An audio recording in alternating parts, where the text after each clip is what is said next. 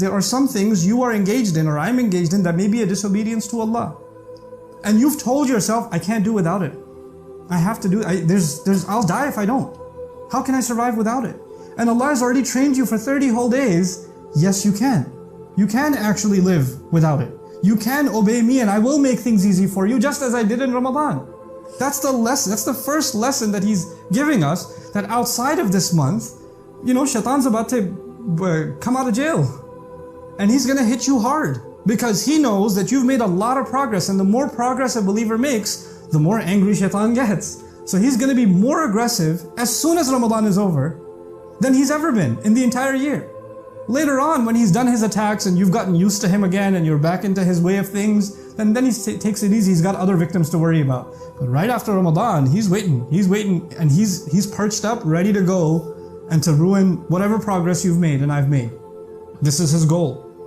And so part of that, when Allah says, وَلَا يُرِيدُ بِكُمُ الْعُسْرِ, and Allah does not want difficulty for you, is actually the battle we're going to have with Shaitan. Because Shaitan comes to you and says, man, take the easy road. Make life easier for yourself. Every act of disobedience is actually his invitation to make things easy. And he's trying to convince us that obeying Allah makes things harder. It makes things more difficult. And Allah is saying, believe, right now his influence isn't there. Listen to Allah's words. He's the one who wants things to be easy, and He's the one who does not want things to become difficult. This is the exact opposite of the message that you will feel inside of you when Ramadan is over. When obedience to Allah will start feeling difficult, and disobedience to Allah will start feeling easy. يُرِيدُ اللَّهُ بِكُمُ الْيُسْرَ وَلَا يُرِيدُ بِكُمُ الْعُسْرَ. Then Allah says, وَلِتُكْمِلُ الْعِدَّةِ. And one of the goals of this month is that you should complete the month.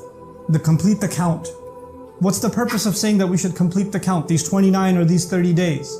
You see, in any training, some of you are training as athletes. Some of you have training at work.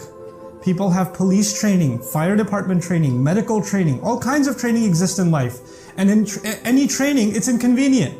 You have to get accustomed to a tough schedule. You have to wake up early in the morning. You have to do things that are more and more difficult. And as your training goes on, things get heavier and heavier.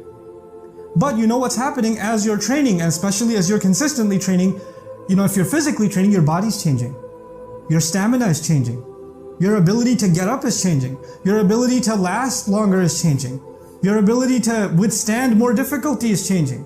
You're able to lift heavier and heavier weights, for example. The purpose of training is to make you stronger.